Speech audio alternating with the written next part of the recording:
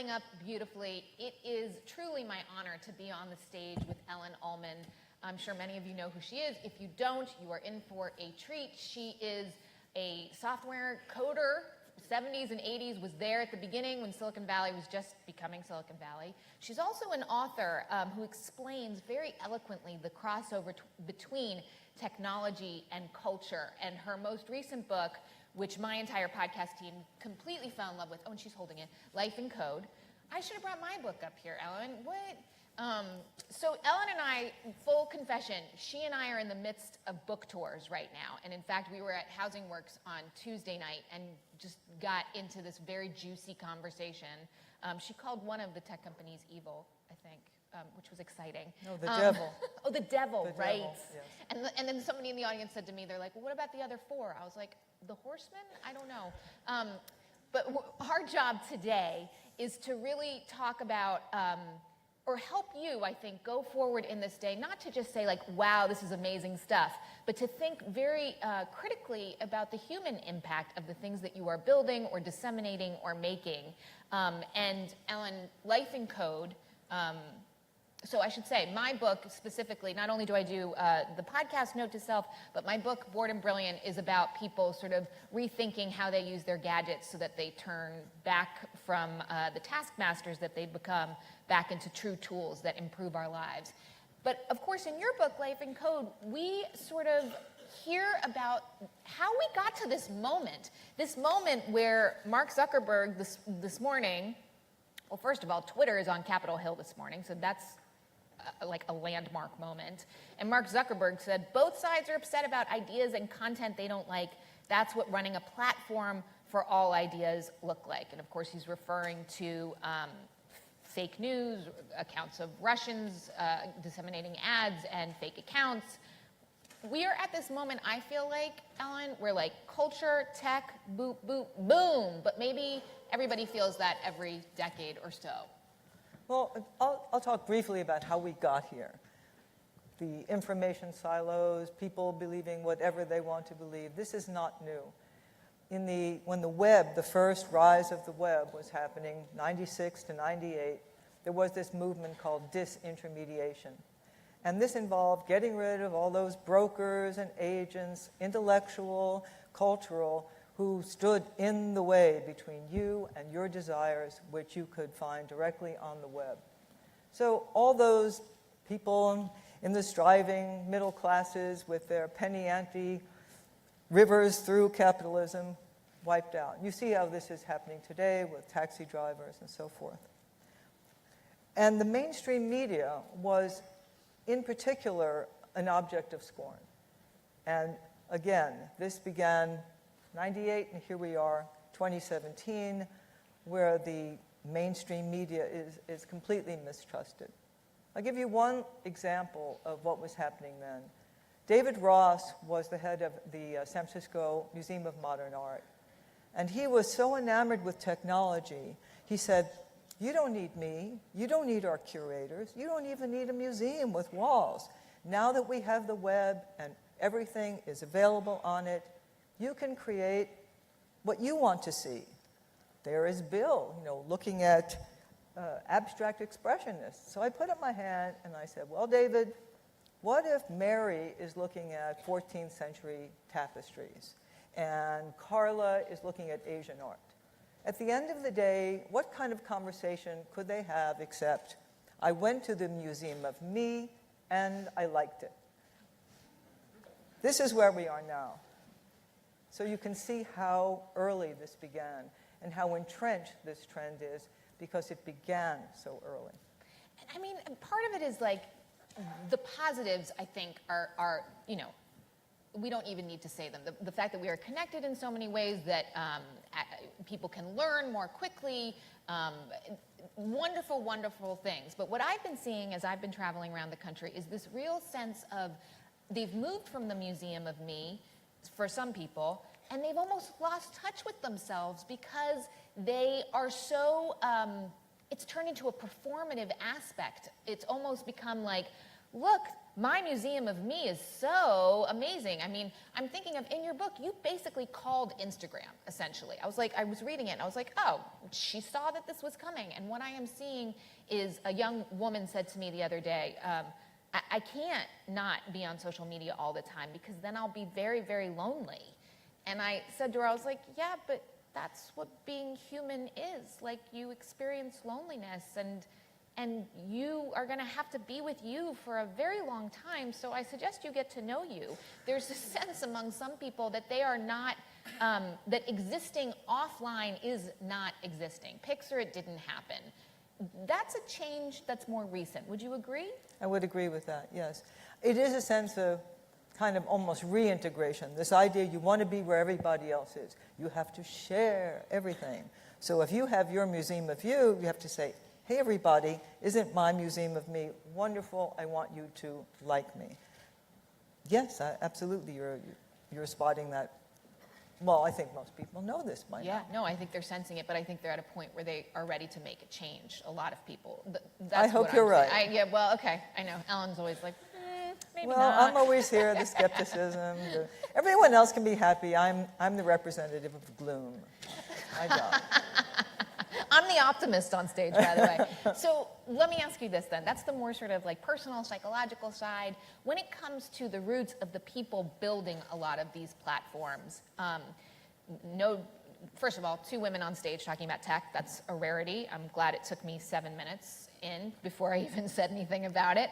But the roots are that it's mainly male, and you've also said conservative in many ways. Or is that more of a libertarian sort of Libertarian, bent? yeah.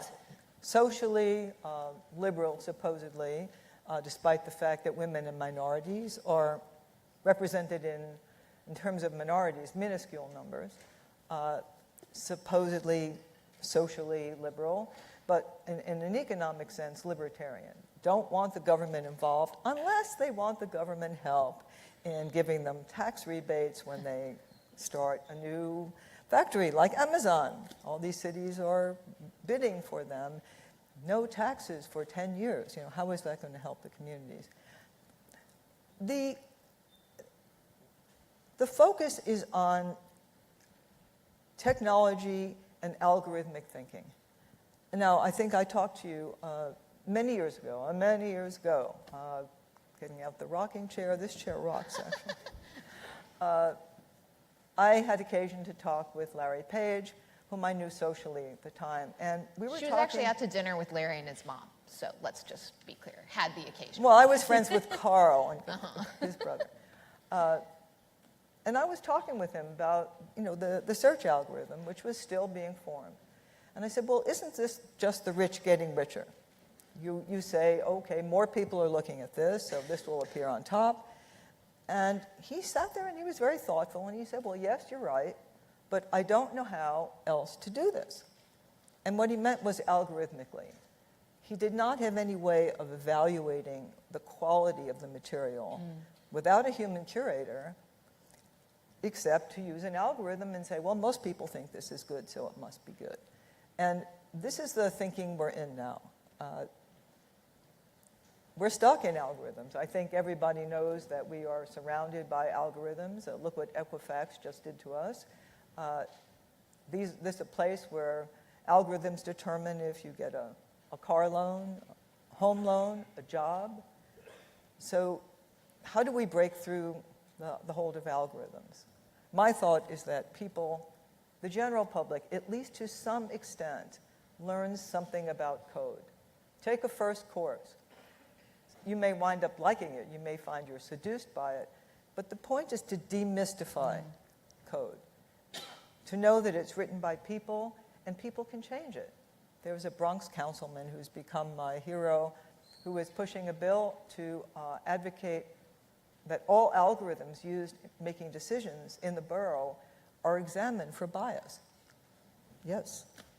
But okay, so I mean, speaking of that, like I had another young person who was like, yeah, but like I don't know, I feel like my laptop is kind of magic. And I want to be like, no, not magic. People made that. Specific people who have ideas. And this idea that the algorithm is fair, I think it is becoming more mainstream knowledge that no, there is there are ideas and principles and morals built into it, whether or not the people mean it to be or not. So here we are at this moment, right? Where we are starting to see the huge debate over the First Amendment versus censorship, a question I think finally people are starting to ask about what is happening to their personal information and their data. It takes something like Equifax for us to all finally sort of say, like, whoa, hang on, not cool. And we're also at this moment where we're questioning sort of the concentration of power that there is among these 5 companies. What do we do? If you're saying, you know, it sounds like we need to, that's where the jobs should be. People should be looking at these algorithms, or we should be, I mean, there doesn't seem to be any other way, or is there? They're baked into the internet, and our life is baked into the internet. And separating these from what we call human life in the developed world, and even the less developed world, is subject to algorithms which evaluate their needs and so forth. I don't have a way out. I don't imagine, I hope that there could be another rise of social activism. And I don't mean on the web. I don't mean getting into an echo chamber in your Facebook group of friends. The slow, door-to-door organization.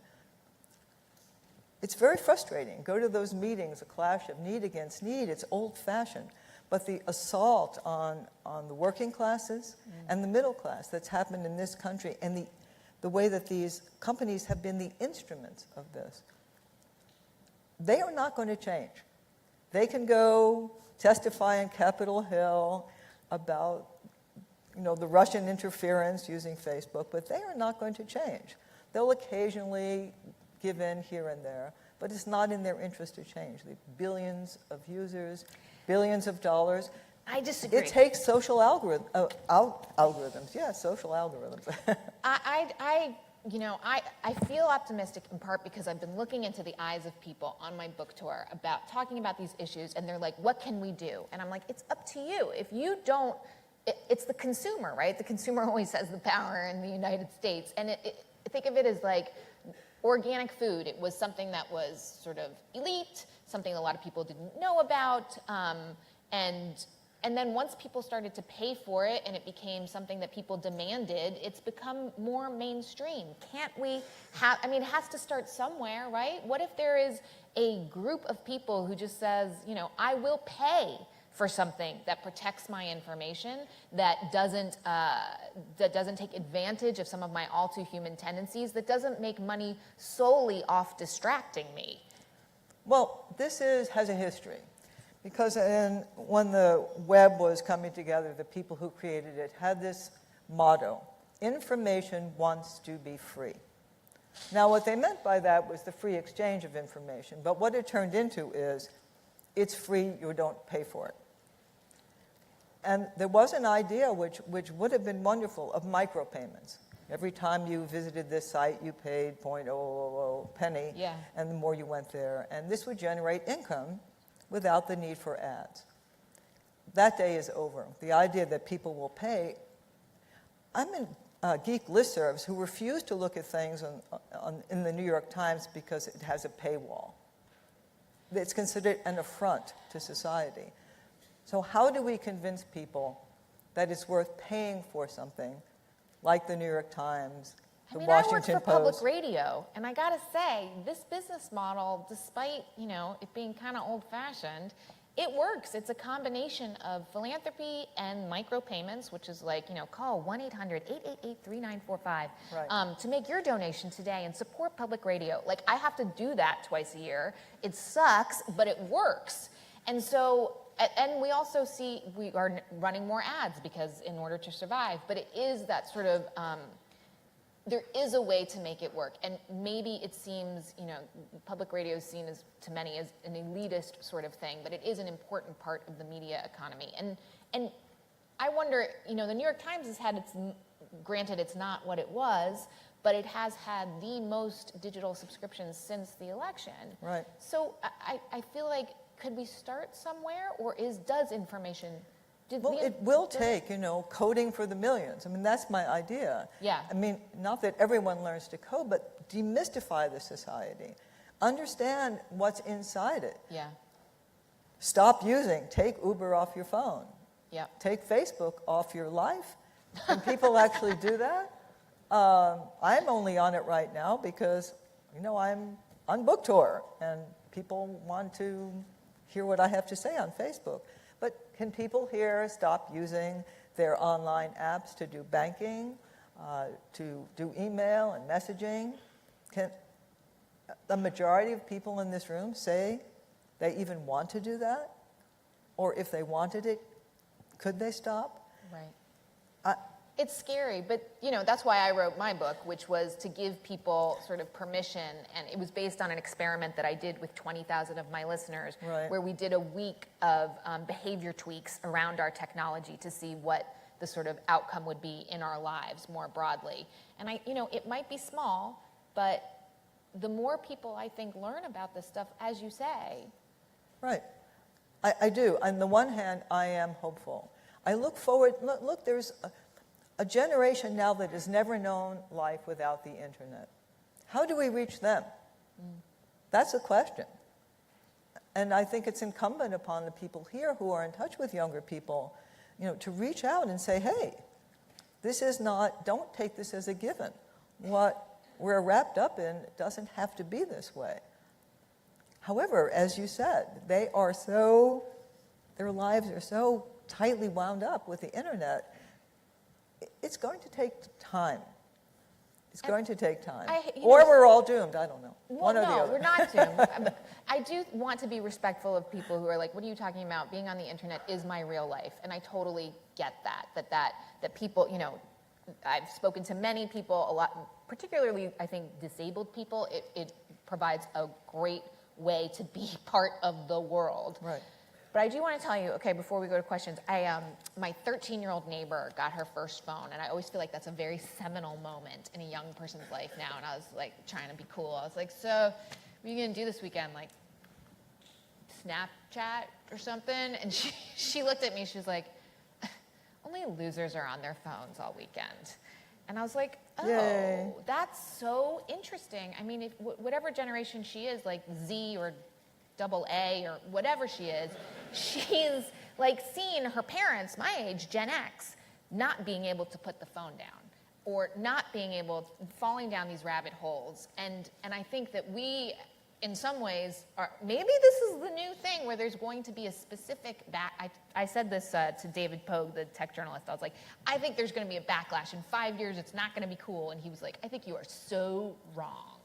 And I was like, meet you in 5 years, David Pogue. But it's good that he's wrong. Right. I think talking to these younger people and seeing what they're being asked at a younger and younger age to have powerful tools in their pockets, and they're seeing that even their parents can't self-regulate their behavior. I think we need to give them as much support, and I just admire young people who are looking around and thinking like, I don't want to be like that, and thinking very, very hard in some ways about how to construct their life, both online and off. And I hope, and I'm hearing this from a lot of technology teachers who've come on the book tour saying that like, it's not just about teaching them code, but it's having a historical perspective like right, you offer, Ellen, an anthropological perspective, a sort of very interdisciplinary look at tech. Yes. We were also talking earlier about the Facebook and going before the Congress to testify about hacking in the election and the kind of speech that's on there. And this is going to be a big challenge because how do they go in and determine who's who? Yeah. Who should be on there, who should not? Algorithmically, they can't find out. And so this is going to be the big problem.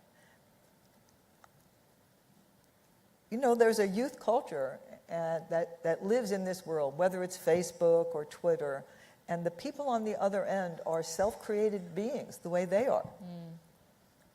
The young people are kind of anxious. They have their regular life to deal with. Then they have their online life, a creation, a performance that they have to do. And so exactly, how do we wean them into you only need one of them, the way you were talking about this? All right, we have 10 minutes for questions. Please raise your hand or comment if you think that like we are way too gloomy up here. No, That's you're cool, positive, too. I'm gloomy. I'm pretty positive. Yes, sir. Go for it. There is a mic coming towards you.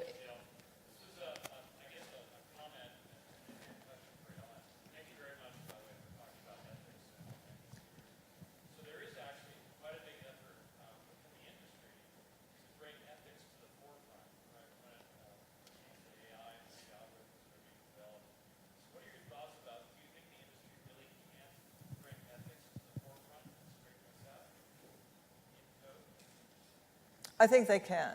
However, the individual engineers who are doing this and the project managers are not really in charge of the definition of what goes into these algorithms.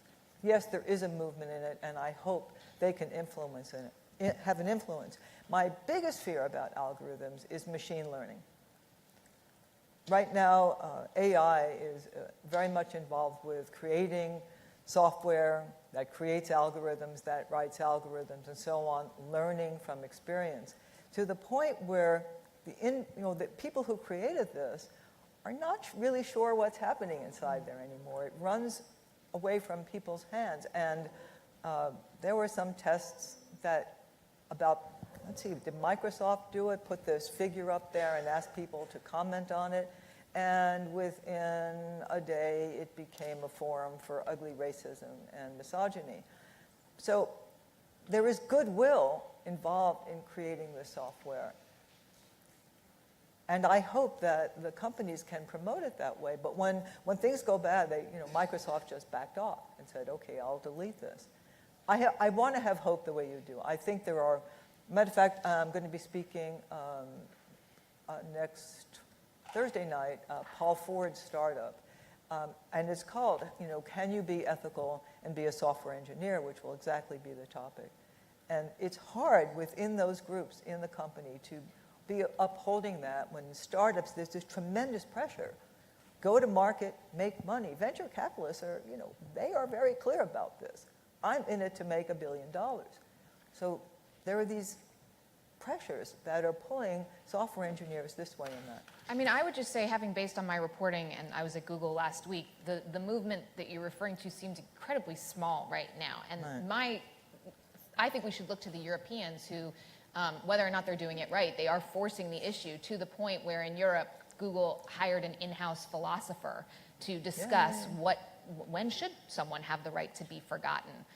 That's really fascinating to me, and maybe that is something that we can import here and just make it part of the process. Anybody else? Yes, Hi. right there, in the red dress. Hello? Hi. I'd love to dig into this fear of algorithm, if that's the right way to say it, a little bit more. Is it, do you worry about algorithms because you're afraid they'll get it wrong or they'll run rogue? And what do you think about a human editor supervising what that machine actually does? Well, it's more of an auditing process because you can examine the code. It's true. It's often opaque. The algorithms work on vast data stores. And the problem is what's in the data is the past. So if you're looking to see what the future can be, they're predicting out of a biased model to begin with. May I jump in with an example? Yes, please. On our show, so for example, we had a young man who also happened to be a software engineer who the Google photo algorithm tagged all of him and his friends as gorillas. So, why would it do that? Because it hadn't been fed enough pictures of diverse faces, and therefore it based on what it had been given by largely white engineers. And so I think... Right, exactly. Please continue. No, that's a perfect example. Perfect example of the data that the algorithm is operating upon having bias. Absolutely. We don't audit that data. There are so vast amount of data that's stored out there. It would be a Herculean task to look through it and find out what's true in there and what's biased, what's prejudice. It's all mixed up. Absolutely. But if one were to write or attempt to write a perfect algorithm, She's like, yeah, that doesn't exist. You obviously don't code. But can you, if we were to start earlier in the process, thinking about what some of the potential ramifications could be? I mean, obviously we can't think of all of them, but is that maybe something? I think the people here who are working on new projects using media have an opportunity to start looking at the kind of code they're going to write, because you're using digital media and code will be involved in it somewhere. And as artists and as social activists, to look very closely at what the engineers are doing. See, to reverse it, to have the artists and the people on the ground say, this is what we want to do, and then have the software engineers, instead of the software engineers saying, this is how society is going to be. I think the people here are in a perfect position to do that. No pressure, all right? Where else? Where's the microphone? Hi, I have a question up here. Oh, hi. Thank you guys for doing this. My question is about how do you reconcile and how do you balance the kind of things that have, the good things that have come from social media. A few examples come to mind are things like the Arab Spring, live streaming of things like police brutality that have, sparked the conversations about Black Lives Matter in this country, the Sunflower Movement in Taiwan, and the Umbrella Movement in Hong Kong. Those are a few examples that come to mind, but I'm sure there are a lot more movements and other social things that would not have come about if it weren't for the ways that Twitter and Facebook are currently set up. You're absolutely right. Absolutely right. People are finding new conversations, they are discovering new information, promoting new sources of art and culture and politics. You're absolutely right. It's just mixed.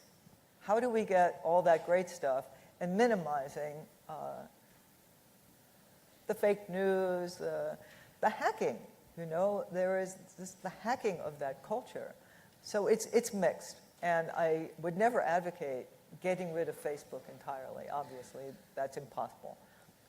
The most extreme example I heard regarding like Arab Spring, for example, somebody at MIT was saying to me, they're like, yeah, Arab Spring, of course, it was wonderful that it could be organized online, but what happens in the future when a dictator in a country has facial recognition and can make sure that every person is watching his address to the nation, and if you aren't, target them? Like, I think it's so not a binary. That's what's so fascinating to me. It's not an on or off or good or bad. It is so nuanced, and each company and person and society has a lot of choices that they have to make that maybe we didn't realize we were going to have to make. You can use Wi-Fi to contain an area so people cannot broadcast outside of that area. Technology, puts the information through a tight funnel, and is easier to control. I think we have time for I'm the two gloom more. one, remember. I really appreciate your saying about how Yeah. good Facebook can be. I have a comment, which is a question, whether you think, I'm suggesting part of the answer is that most of these services, we're the product, not the customer, because they're advertising driven. Their motivation is this on? Yes. Yeah, to place ads. And if we shifted to a user-funded model for Facebook and Twitter and things like that, then the users would have much more control over whether it's serving them. They could demand more power over how things are filtered, and that would totally change the dynamic. And that I could agree, be but done. we would need subsidies for those who couldn't afford it. Yes, you So could. this There's lots of things you increases can do with pricing social to adjust that. Inequality, absolutely. I believe in micropayments. However, there are people who could not afford to do that. So this would involve government, and how do we get the government right now to be involved in programs? but it doesn't like have that? to be Now, government. That's social organizing. But I would we also need to say do. there are people working on that. So Tim Berners-Lee, the inventor of the web, is Right. working on a way of flipping the model so that you own your personal information, and that every time you log into something, they have to request and you have to approve whatever else you're given. Right, and It's- Sandy Pentland is doing that with the Absolutely. project as well. But I went to visit their labs, and it's monumental. I mean, it's a paradigm shift we are talking about. But there are also ways to do it with unilaterally, where you just give more power to the customers and use behavioral economics and relationship marketing to build a relationship instead of a transactional business. I mean, I think that would be great. I would love to have a paid version of social media where I had control over my data and my relationships and wasn't, but it's not on offer. But maybe someone here will start it. Advertisers would be very, very miffed if that were to happen, because then there wouldn't need to be ads anymore to pay for the medium. So But if they made the we've ads got a lot of effective, resistance here. people would be willing to use ads that were targeted well and productive. People used to buy magazines for the ads. I think I'm all for it. That would be amazing. I think we have time for one more question. Oh, right here. So while that paradigm shifting to the user on the web to pay for their own media, what do you think the onus is of people at the intersection of technology, media, and advertising in the meantime, with using user data, serving ads, whatever? You mean the content producers? The content producers, the advertisers, whoever, in the meantime, to kind of help that shift or change that paradigm. Well, people say use ad blockers. However, ad blockers really have a deleterious effect on the smaller websites because they have no other means of getting money. It's a challenge. I can't say anything except it's a challenge, and my answer is, how to change that, I don't know. Fair. I mean, I'm curious. I'm interviewing Ev Williams next week at the Online News Association in DC, and he's started this whole new thing on Medium where you micropayments based on claps that each article gets. I mean, is it going to work? I don't know, but like there are people prototyping different things. In the meantime, I'm trying to pay for the media that I truly love and, you know, put my money where my mouth is. And you know, I think journalism, we are seeing more, if there's one good thing that has come out of this whole fake news nightmare, is that real, true journalism does have value, and it is worth paying for. And whether that needs to be, wouldn't that be ironic if the multi-billionaire tech platform builders ended up, as with the Washington Post, funding some of the better journalism out there because their platforms made it go away? That would be very ironic. Anyway, I think we have to leave it there. You guys have a great day. Thank you for letting us kick it off. And Thank you. see you To soon. the audience. Thank you. As always.